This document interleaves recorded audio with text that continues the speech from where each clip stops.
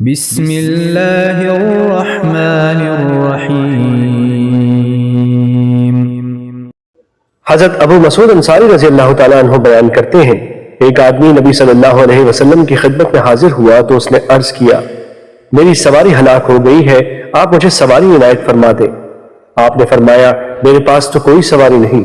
ایک آدمی نے عرض کیا، اللہ کے رسول، میں اسے ایسے آدمی کے متعلق بتاتا ہوں جو اسے سواری دے دے گا۔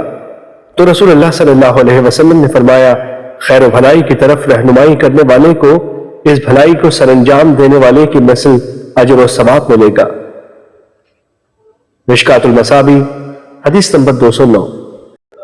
حضرت ابن مسعود رضی اللہ تعالیٰ عنہ بیان کرتے ہیں، رسول اللہ صلی اللہ علیہ وسلم نے فرمایا، جس شخص کو ناجائز قتل کیا جاتا ہے تو اس کے قتل کا کچھ حصہ آدم کے پہلے بیٹے پر ہوتا ہے، کیونکہ اس نے قتل کا طریقہ ایجاد کیا تھا۔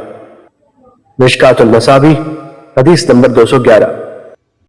حضرت ابو امامہ رضی اللہ تعالیٰ عنہ بیان کرتے ہیں، رسول اللہ صلی اللہ علیہ وسلم سے دو آدمیوں کا ذکر کیا گیا، ان میں سے ایک عابد اور دوسرا عالم ہے۔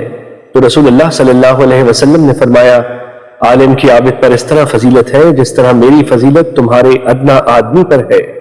پھر رسول اللہ صلی اللہ علیہ وسلم نے فرمایا، بے شک اللہ، اس کے فرشتے، زمین و آسمان کی مخلوق، حتیٰ کہ چونٹی اپنے بل میں اور مچھلیاں لوگوں کو خیر و بھلائی کی تعلیم دینے والوں کے لیے دعائے خیر کرتی ہیں۔